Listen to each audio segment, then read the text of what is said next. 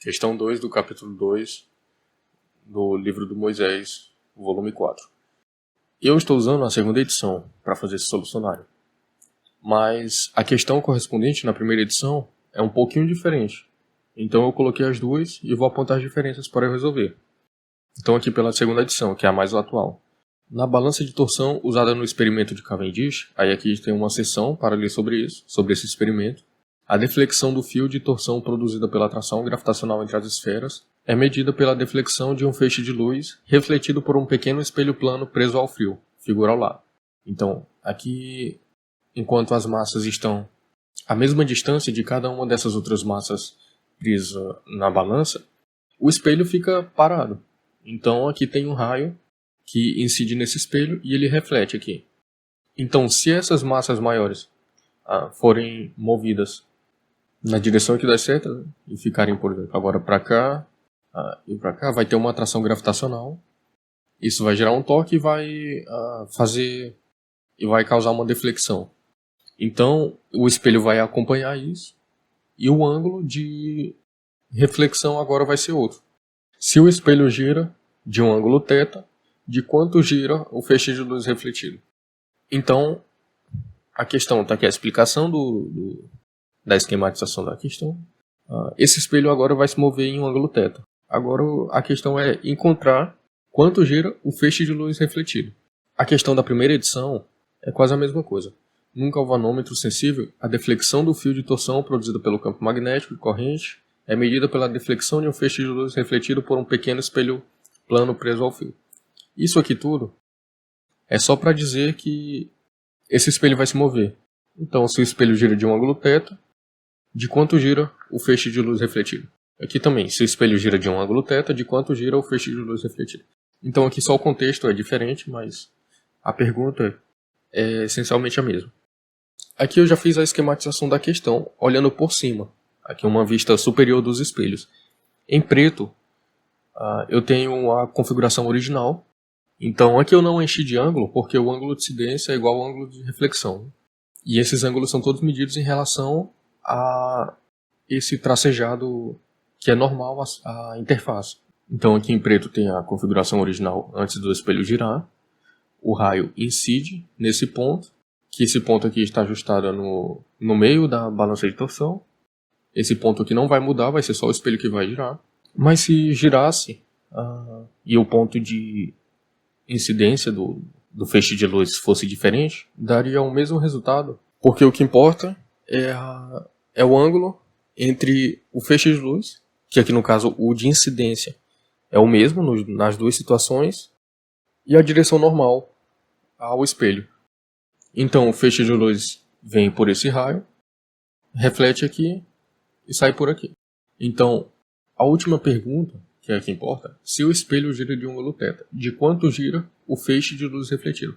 Primeiro, o feixe de luz refletido tem um ângulo aqui θ1. Quando o espelho gira, aqui na representação em cinza, a direção normal, a representação em cinza, é esse tracejado aqui. E como o ângulo de incidência é igual ao ângulo de reflexão, agora o ângulo de incidência vai ser medido daqui, é do feixe incidente, em relação à normal, vai sair esse θ2. Aqui é o feixe que foi refletido depois da deflexão de um ângulo θ do espelho. Então essa é a situação. Aqui eu tenho os dois raios refletidos, esse, e tem esse ângulo alfa. Esse ângulo alfa é a resposta, é o que nós estamos procurando, porque ele é o quanto gira o feixe de luz refletido. Então, nós precisamos de alfa em função de θ. Não pode ser em função de uma outra coisa, porque o ângulo de incidência pode variar caso a caso, mas a relação entre o ângulo de reflexão original e o ângulo de reflexão após uma deflexão θ vai ser a mesma. Então, nós temos que encontrar alfa em função desse θ aqui.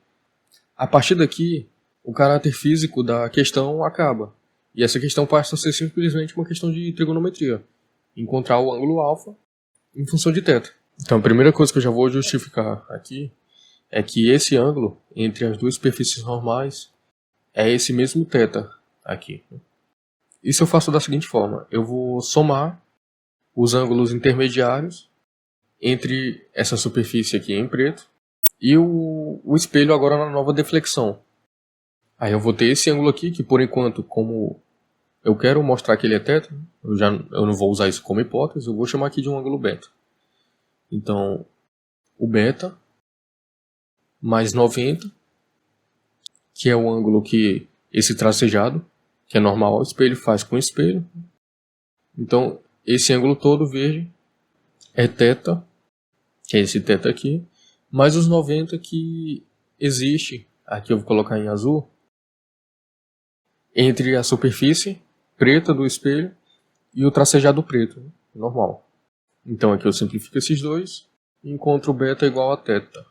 Então esse beta aqui vale θ, realmente. Então agora eu vou começar escrevendo o ângulo aqui da referência inicial até o raio refletido. Então aqui eu tenho θ mais θ2. Então contando daqui até o raio refletido em cinza. Tem um ângulo θ mais um ângulo θ2. E isso é igual a esse ângulo alfa, que ele vai do primeiro raio refletido até o segundo raio refletido. E o raio refletido na situação inicial até essa referência primeira é o θ1 também.